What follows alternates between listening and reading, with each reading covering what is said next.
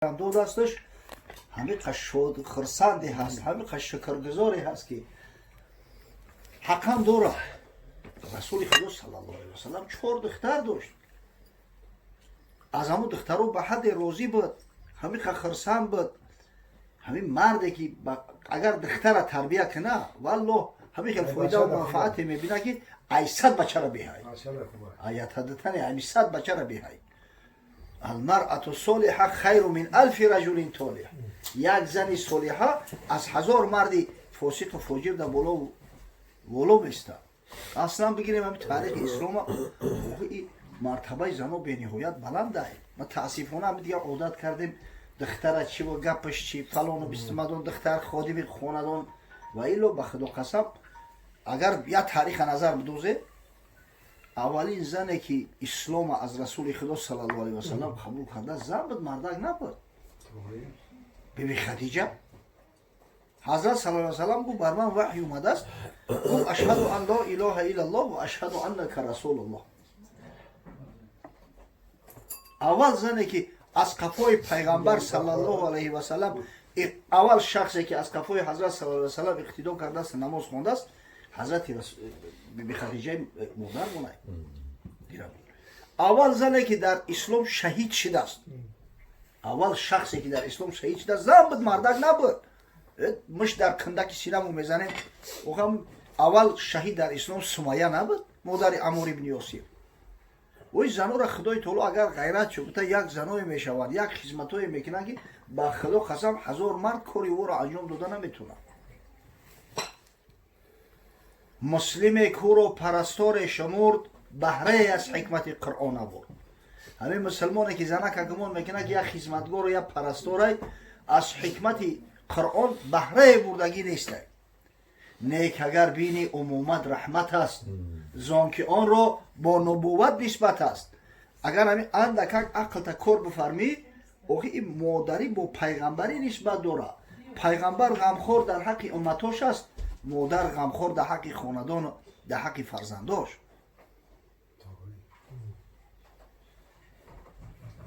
یک علیکم السلام بیا شما بیا بچه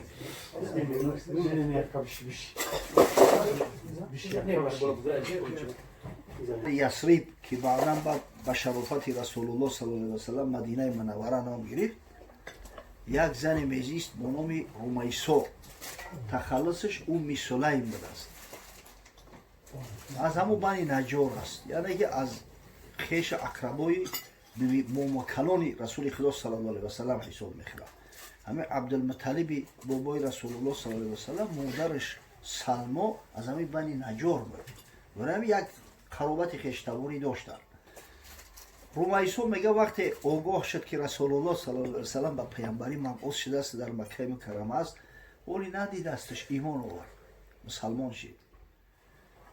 شوهرش مالک ابن نضر همقدر سیاست کرد، دعوا کرد که گپش قبول نکرد، قهر کرد، دماغش سوخت برمد برفت.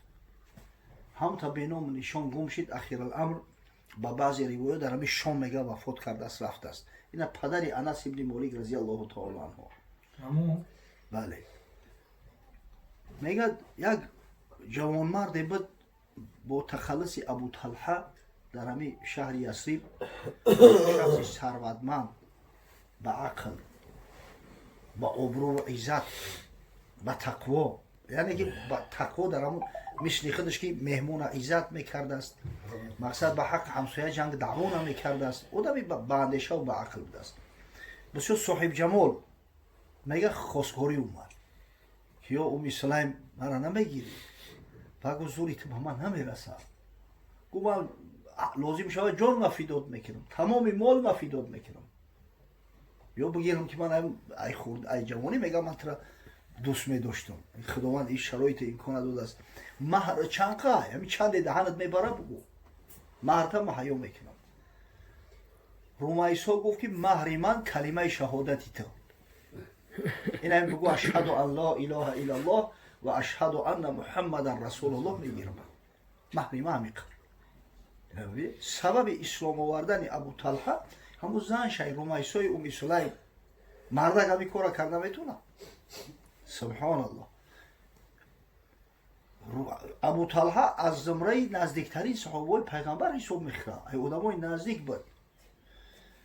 یک پسرک داشت، همون انس ابن مالک که ایام شوهر پیشینش.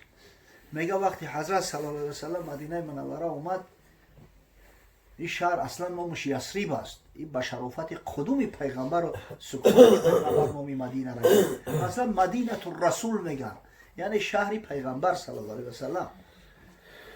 میگه نزد ابو طلحه اومد، گفت من زنکم، ای بای که در بین حلقه مردکو بدرم، همین بچه که مرا، که بچه پیسندر شدم که همین بچه مرا بگی بر برو عذر خواهی که یا رسول الله من غیرمی هیچی ندارم بخی نباشه فداد میکردم، دیگه همین بچه حکم در خدمت پیغمبر صلی الله علیه و سلم باشه. ابو طلحه را میگه دستی همو انس گرفت آورد نزد حضرت، گفت که همین رمیسای ام سلیم زوجم همین خیلی تاکید کرد. حضرت در حقش دعا کرد و 10 سال تا وقتی وفات پیامبر صلی الله علیه و سلم انس ابن مالک ای بری حضرت دور نشید است، خدمت حضرت کرده است. 10 سال میگه خدمت حضرت کردم، یک روز نگفتم که چی با این کارای تری کردی، چی با فلان کارا نکردی. خشا به حال خادم، خشا به حال مخدوم. انا ایره اسلام میگن، اینه خیلی جان فدا انیو. همه ام سلیم در جنگو قطعی حضرت صلی الله علیه و سلم اشتراک میکرده است. در جنگ حنین وقتی که اصلا بعد فتح مکه شماره مسلمانان به نهایت زیاد شده بود، لشکر زیاد شده بود، قصد کردن که بنی حوازین را مقصد تورمار کنیم. بنی حوازین بر ضد مسلمانان لشکر گرفتن، جمع کردن آوردن. شماره مسلمانان و طرفدارای اسلام زیاد بود، اگه در بینشون کسایی بودن که اسلام نآورده بودن، به خاطر یعنی غنیمت جنگی اومده بودن، او را طلقا میگن. میگه همین وقتی جنگ ده از بس که علیکم السلام بیا بچه بشید، از بس که شماره زیاد بود گمان کردن که پچق میکنه میبنی حوازینه، همه اتکه کرده اومده استیان. ای مردم هم همین مردم جنگوار روخی جنگ دیده زسده کردن در موضع ایده طرف بجا شیدن یا را مقصد که رها کردن که در بین در اومدن، با ایده طرف وقتی که تیرشب شو کردن گریختن دیگه در لشکر دیگه یا پانیک غلطید، همدیگه را زیری پاک کرده و گریز و گریز یک حالتی به حد ناگوار شده می حالت. تو به حدی که حضرت صلی الله علیه و سلم میگه نگاه کرد، یا معشر الانصار، ای انصاریا در کجایش بود؟ انصاریا مردم مدینه منوره را میگن.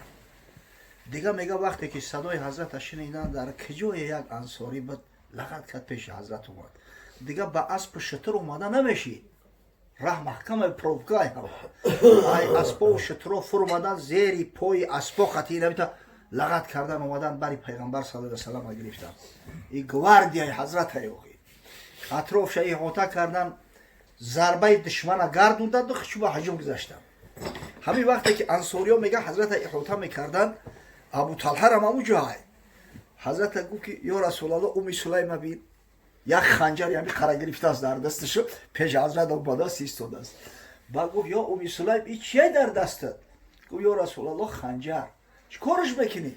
گفت با خدا قسم هر مشرکی همجا بیاد شکمش چوک میکنم. نخو من زنده باشم و با سر پیغمبری من هجوم کنم، شکمش چوک میکنم. گفت بعد خندید حضرت گفت یا ام سلیم انشاءالله خدا بزرگای مسلمانو با قوت هم مقصد، ولی ما احتیاج به خنجر زنی نداریم. گفت یا رسول الله همین کسایی که گریختن کو میدان تر کردن گریختن همش به قتل برسون، یا جوان مردی نداشتیان، مردک نبودیان، نخواد در پهلوی پیغمبر باشی و جنگ بکریزی. که گفت یا ام سلیم خدای تعالی برای ما را کافی است، خدا باید تری جوان مردای را غیرت بده که اطراف من را میگیرن، من احتیاج به او طلقا ندارم. طلقا کسایی را میگن که به خاطر غنیمت جنگی اومدگیان، او مسلمان نیستن، غنیمت میشه میگیریم. گفته قصه کوتاه این خیلی زنی جسور به غیرت بود. حضرت با همون غنیمت ها را وقتی گرفت با انصاریو یگون چی نداده است، از جمله به همین ام سلیم هیچ چی نداده است. غنیمت جنگی را گرفت در بین همون طلقا و در بین مکی ها و دیگر تقسیم کرد. بعد جوان ها به طاقت شدن، گفتن سبحان الله این جنگ ما کردیم حضرت غنیمت گرفت در کرشی داد. مقصد که سیوفنا تقطر علی دماء قریش و غنایمنا ترد علیهم. عینوک شمشیرای ما تا حاضر خون میچکه، خونی همین مشرکا و غنیمت‌های ما را میگیرند در یومیتن. خبر به حضرت صلی الله علیه و سلم رسید.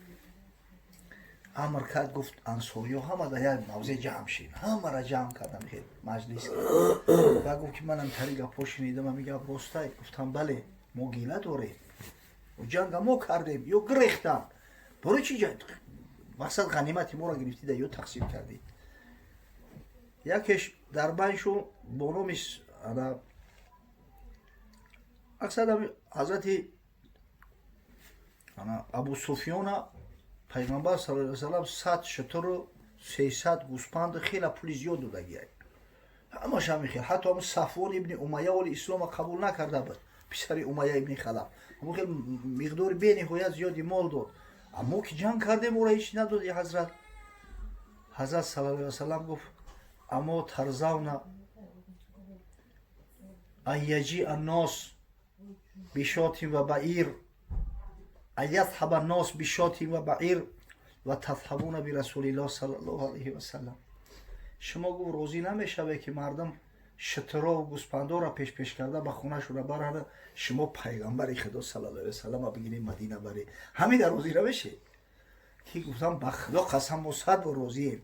ما گمان کردیم که اگه مکه فتح شده است دیگه ترک ما میکنی، مودم که قطعی ما برای ما 100 با روزیم. حضرت گفت الانصار و شعار و الناس و دثار. انصار شعار هستند، یعنی که همین قسمت داخلی لباسی من، در صورتی که مردم دیگر همین قسمت بیرونیش. انصار با بدن من نزدیکند. والذی نفس محمد بیده، قسم به خدایی که جان محمد در قبضه قدرت اوست. لو سلک الناس شعبا و سلک الانصار شعبا لسلکت شعب الانصار. اگر همین تمام مردم دنیا به یک راه بروند، انصاریای من گفت اگر به یک راه بروند من البته پشتی انصار برم. اینا ببینید مردای همو انصار، اونم جوان مردای بغیرت همه به شرافت زنها اسلام آوردن، ایمان آوردن. برای هیچ وقت به چشم کس به دختر به زن دیگه نکنه. خدمت زن در اسلام به نهایت زیاد است. من ولی یک چند مثالات آوردم. یک صاحب زن بود با نام نصیبه در جنگ احد بعضی مشرکا را زد، ای بالای اسباشو غلطان، شمشیر قطعی زد. سبحان الله.